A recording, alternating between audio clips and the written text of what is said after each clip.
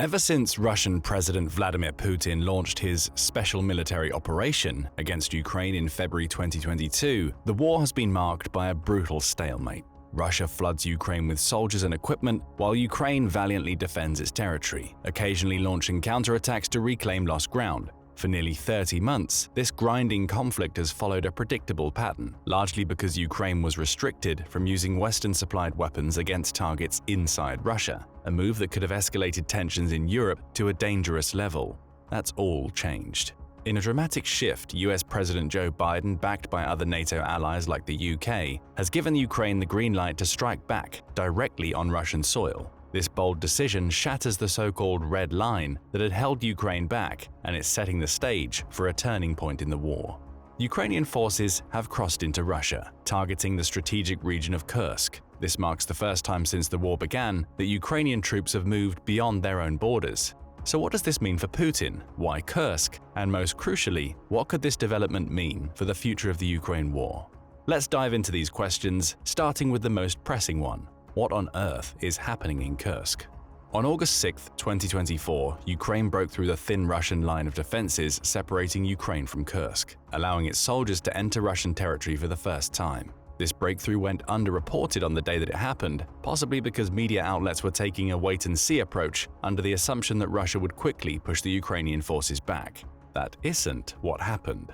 A day later, The Guardian was among the first to properly report on the incursion, noting that the fighting in Kursk had entered its second day, with reports suggesting that Ukraine's forces had managed to advance up to 9 miles away from the border and deeper into the Kursk Oblast. That incursion had been made possible by a highway running north of Sverdlikovo, a Russian border village that also happens to be close to a key natural gas transmission hub.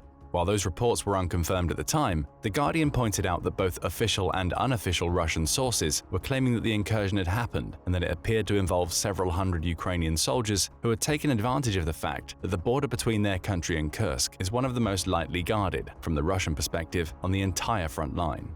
Russia was quick to claim that it had already neutralized the incursion. Its defense ministry claimed the incursion was neutralized on the day that it happened, only to backpedal by the time The Guardian released its report to claim that it was ongoing as of lunchtime on August 7th. Russia also provided details on what it had done to counter the offensive. It says using missile strikes and artillery, it destroyed 50 armored vehicles and inflicted 260 casualties on the Ukrainian forces.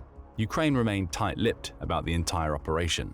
On August 8th, several other media outlets picked up on the story. These included Le Monde, a French news website, which claimed that Ukraine had actually sent 1,000 troops into Kursk, rather than the previously reported several hundred. It also reported more details on what Ukraine did once it crossed the Russian border. Backed by more than 2,000 soldiers that stayed on the Ukrainian side, defending their position and perhaps preparing to follow the initial 1,000 into Kursk, Ukraine crossed the border with 10 tanks and 20 armored vehicles. That immediately casts aspersions on Russia's claims to have destroyed 50 armored vehicles, showcasing just how difficult it is to ascertain full details of what's happened so far. Once Ukraine crossed the border, Russia declared a state of emergency in Kursk as soldiers advanced on several localities, including a small town named Sudza. These localities were bombarded with Ukrainian missiles and drones, reportedly causing at least 5 deaths and over 30 injuries. Furthermore, the August 6th incursion had resulted in fighting breaking out in Oleshnya and Goncharivka, both in the Kursk Oblast, with Russian soldiers in the latter region supposedly being surrounded and captured by Ukrainian forces. The next day saw Ukraine advance further, according to Le Monde, resulting in the capture of around 20 poorly defended Russian villages, including Gornal, Daryuno, and the previously mentioned Sverdlikovo. Those captures also led to Ukraine taking control of the Sudza gas station, a gas transfer point overseen by Russian energy giant Gazprom that represents one of the few entry points for Russian gas into the Ukrainian gas transmission system. This station matters because it's key to Russia being able to transport gas into Europe, meaning the taking of the station will put a small dent into Russia's profitable energy market. NPR also published a report on August 8th detailing the incursion. It backed Le Monde's claims of 1,000 Ukrainians entering Kursk, noting that the number comes from General Valery Gerasimov, who is Russia's chief of general staff. It also noted that it was the first such offensive carried out by Ukraine. Though it had previously backed small groups of Russian exiles as they carried out limited cross-border raids, the incursion into Kursk was the first time that Ukrainian soldiers had entered Russia since the war began. Putin was left with egg on his face. After spending so much of the war trying to portray Russia as an indomitable power to which Ukraine would crumble over time, he now finds himself having to explain why he's allowed Ukraine to take Russian territory. To rub salt into his wounds, the incursion is far from over. At the time of writing, Al Jazeera is running a live tracker covering the Ukraine war, which says the Ukrainian soldiers are still fighting Russians in Kursk. That tracker also contains a quote from Mikhailo Podolyak, a Ukrainian presidential aide, who pins the blame for the incursion on Russia. The root cause of any escalation, shelling, military actions, forced evacuations, and destruction of normal life forms, including within the Russian Federation's own territories like Kursk and the Belgorod regions, is solely Russia's unequivocal aggression, he wrote in a social media post. Al Jazeera also offers a different number for the tanks that have crossed the border, 24 instead of 10. So the details are still blurry. What we can say for sure is that Ukraine is in Kursk and that it's taken up to 1,000 soldiers over the border into Russia. Those soldiers are accompanied by tanks and armored vehicles, in addition to seemingly having access to missiles and drones. They've used these weapons well. Up to 20 small Russian villages are apparently under Ukraine's control, however temporarily that control might last, along with a key Russian gas station. All of this brings us to another key question. Why did Ukraine choose Kursk? That's a question that the White House has been asking.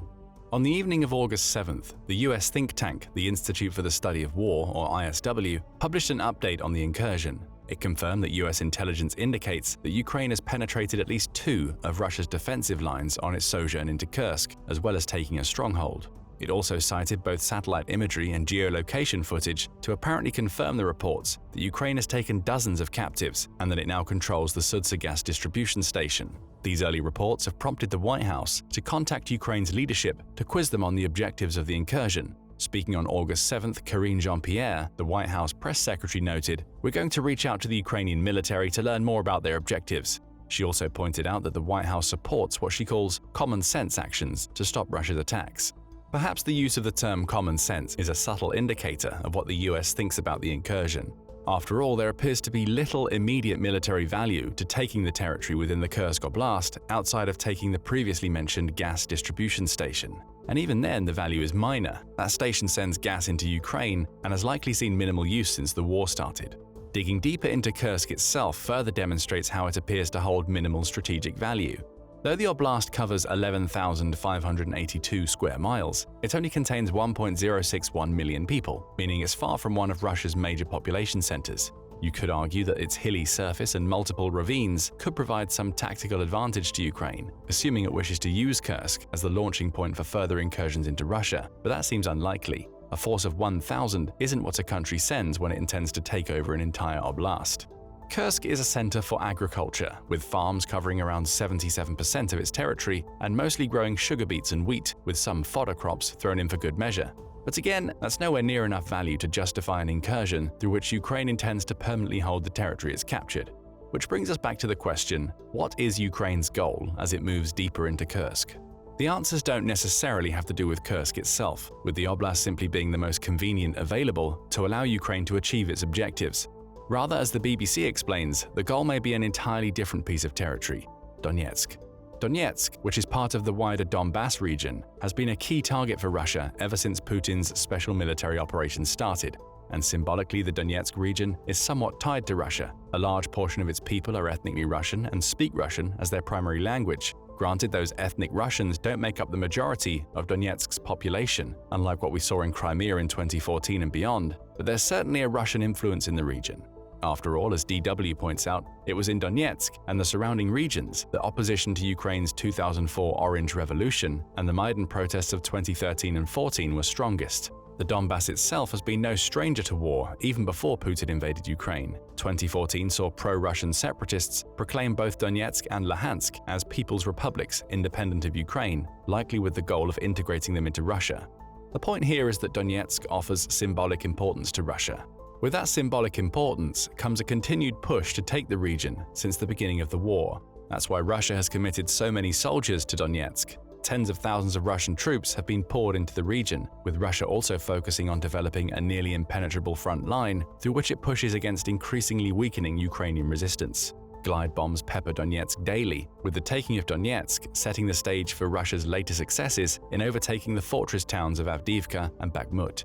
In short, Russia is dedicating a ton of its resources to Donbass and Donetsk in particular, which makes what's happening in Donetsk all the more interesting since Ukraine entered Kursk. Speaking to the BBC, a military analyst named Mikhailo Zhirokov points out that Russia has been forced to redeploy some of the soldiers it had stationed in Donetsk following the Kursk invasion. If you look at the official reports, he claims, there were significantly fewer Russian glide bombs dropped in the Donetsk area. That means the aircraft which carry them are now elsewhere in Russia. Elsewhere is likely Kursk. Ukraine's Kursk incursion has been a success in terms of pulling Russian forces away from a region in which they were previously focused. That may have been the goal all along. Throughout the course of the Ukraine war, Russia has succeeded in focusing the brunt of the fighting in areas in which it wants to take. That's logical, as the invading force, Russia essentially forces Ukraine to react by sending troops to whichever areas on which it focuses. This natural ebb and flow of the war has resulted in Russia leaving scant defenses across some areas of the front line it shares with Ukraine. The northeastern borders, which Ukraine crossed to enter Kursk, were some of the most minimally defended of all. So what we're likely seeing with the Kursk incursion is Ukraine forcing Russia to divert troops away from regions that Russia considers a priority. In creating those diversions, Ukraine weakens the Russian front lines in Donetsk, perhaps opening the door for counterattacks against Russia's offensives. If nothing else, the diversions offer a reprieve to Ukrainian soldiers near Donetsk, who are being bombarded by Russia's glide bombs, giving them time to regroup and reorganize their defenses. Ukraine is essentially keeping Russia honest. It's forcing Putin to realize that he can't be complacent when it comes to taking on Ukraine. Any weakness he displays, such as not reinforcing the front lines near Kursk, can be exploited by Ukraine and used against him. That brings us to a secondary reason why Ukraine may have moved into Kursk. Ukraine is showing that it, along with many of its supporters, is unafraid of crossing a red line. We touched on this earlier when we talked about how several Western nations are allowing Ukraine to use their weapons to attack Russia in its own territory. Perhaps the Kursk incursion is an extension of that. Ukraine will not only fire missiles behind the front lines, but it will actively take Russian territory to show Putin that it's just as capable of invading and fighting within Russia as Russia is of invading Ukraine. Interestingly, Ukraine may even have a modicum of support from the US with this incursion. Though the US is still seeking answers from Ukraine, as we mentioned earlier, the White House also pointed out that the restrictions the US has in place for the use of its weapons in Russia's territory haven't changed. Tellingly, White House spokesman John Kirby went on to say that the Kursk incursion was not a violation of our policy. So the US is looking for common-sense answers, but Ukraine's actions are very unlikely to cause any tensions between it and its most powerful Western ally.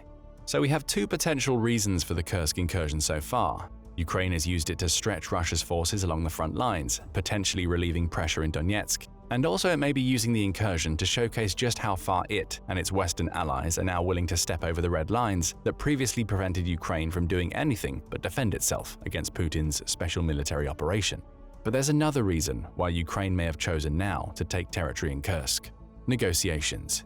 In May 2024, reports started surfacing about Putin being ready to end the Ukraine war through a negotiated ceasefire that would recognize the front lines at the time. From that ceasefire, Russia would enter deeper negotiations that would likely see it try to claim the Ukrainian territory it controlled at the time. That would have seen it essentially take much of the Donbass, including Luhansk and Donetsk, as well as southern regions such as Mariupol. In other words, Russia had a powerful negotiating position. No matter how faltering its invasion of Ukraine may have been, it had still successfully taken territory and was now ready to end the war, claiming that territory permanently. Reuters noted that several sources inside the Kremlin believe Putin was ready to push for these negotiations. One of the 5 it spoke to claimed, "Putin can fight for as long as it takes, but Putin is also ready for a ceasefire, to freeze the war." Putin himself had practically said as much during a May press conference he held in Belarus, in which he said, "Let them resume," when talking about the possibility of negotiations opening. However, that resumption could only happen if the negotiations were based on the realities on the ground. Ukraine would have to cede territory for Russia to stop, and worst of all, Ukraine had no leverage that it could bring to the negotiating table. With the taking of around 20 villages and a key gas distribution system in Kursk, Ukraine now has leverage. It's possible that Ukraine has taken this territory intending to hold it for the long term. If that's the case, we'll see more troops funneling into Kursk in the coming days. Remember that Ukraine sent an extra 2,000 to support the 1,000 who entered, and more territory taken.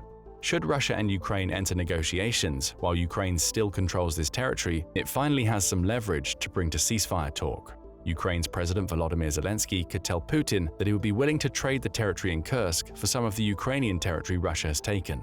Whether that approach would work, or if Russia would be willing to enter negotiations when Ukraine controls some of its territory, remains to be seen. Which brings us to the final big question we'll ask in this video: what comes next? Russia's response, for one thing. In the immediate aftermath of the Kursk invasion, the oblast's regional governor, Alexei Smirnov, declared a state of emergency. He claimed the move was necessary to eliminate the consequences of enemy forces coming into the region. Air alerts were issued over Kursk, with Russia scrambling fighter jets, which the BBC says were filmed flying low to the ground over the region on the hunt for Ukrainian soldiers. This footage lends credence to Mikhailo Zhrokov's claims that Russia was diverting fighter jets from the Donetsk region to handle its Kursk crisis.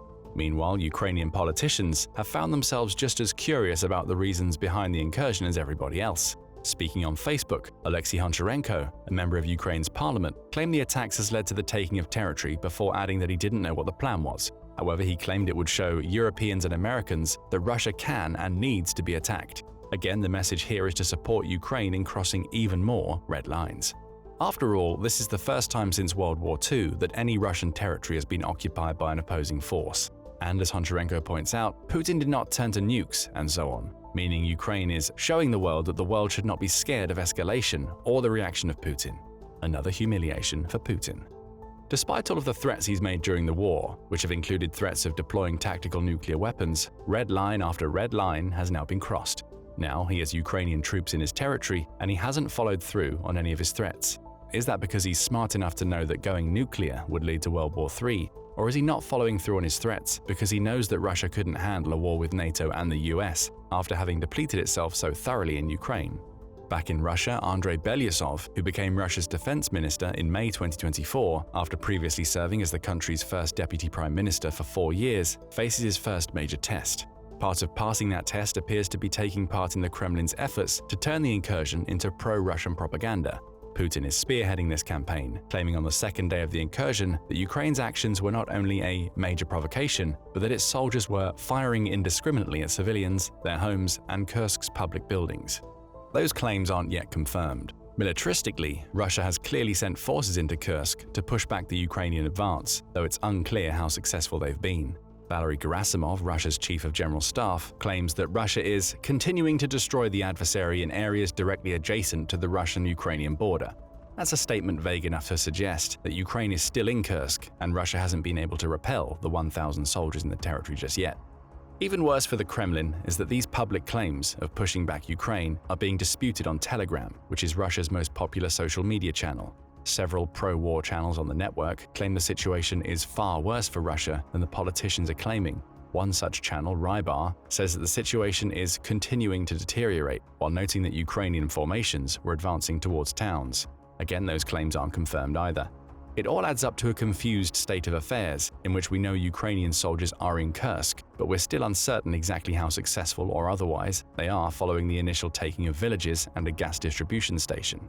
Add claims of captured Russian soldiers into the mix and you get even more confusion. An August 9th report in the Kyiv Independent claims that drone footage published by Ukraine shows 32 captured Russian soldiers, adding that the Telegram post that showcased the footage claimed that a further 8 were out of frame. More claims were being made, but they offered yet another example of claims that can't be verified independently. What is clear is that the Kursk incursion shows a change in Ukrainian tactics. For over 2 years, it has bedded into its own territory, fortifying to enable it to defend against slow Russian advances. That approach has proved lethal for Russia. It's lost 588,540 soldiers since the start of the war, according to Ukraine's Ministry of Defense. But now, whittling away at the seemingly never-ending stream of soldiers Putin is sending into Ukraine isn't enough for Zelensky. The incursion into Kursk shows that Ukraine is willing to go on the attack, which will send shockwaves throughout Russia as Putin realizes that his country is no longer safe behind the front lines of the Ukraine war. That change in approach could lead to consequences for Ukraine in the long run. That could especially be the case in Africa, where the BBC claims Ukraine has been trying to win allies during the war with Russia. Over the last 3 days, Mali and Niger have both cut diplomatic ties with Ukraine, ostensibly over comments by a Ukrainian military official who suggested that Ukraine may have played a role in the killing of several dozen Malian soldiers in July 2024. Those soldiers were working alongside mercenaries from the infamous Wagner Group and were apparently killed in clashes with Al-Qaeda-linked militants. Andriy Yusov claimed in the immediate aftermath that the separatist rebels the Malian soldiers fought received the necessary information they needed to carry out their attacks. An unsubstantiated comment, but one that has triggered Mali, Niger, and Senegal to cut ties with Ukraine, all coincidentally right as Ukrainian troops entered Kursk. It's possible that the Kremlin put pressure on all three to do so, with Ukraine calling Mali's decision short-sighted and hasty, while claiming that it complies with all aspects of international law. Perhaps Ukraine wasn't involved in the killing of Malian troops at all. Instead, we may be seeing Russian influence-based politics at play again, as it labels Ukraine as the aggressor while using the Kursk incursion to prove its point. Ukraine loses 3 potential African allies, or at least 3 countries with which it could deepen diplomatic ties, and Russia forces a small propaganda victory. That's all conjecture, but it shows that Ukraine's differing approach to handling Russia could have ramifications on a wider scale. What isn't conjecture is that Ukraine's latest actions aren't part of the Russian plan. None of this is. The special military operation in Ukraine was supposed to be short, sharp, and devastating. Now Russia is bogged down in a protracted war that has not only cost it hundreds of thousands of soldiers and huge amounts of military equipment, but is now seeing it lose territory to a country that it's trying to conquer. The plan is failing. And with that, we'll ask you what you think about Ukraine's incursion into Kursk. Is this the start of a new approach that will see Ukraine taking even more Russian territory in the future? Or is it a short-term crossing of a red line designed to stretch Russia's troops? How do you think Putin will respond to the humiliation he's experienced as a result of this incursion? Share your thoughts in the comments section, and thank you for watching the video.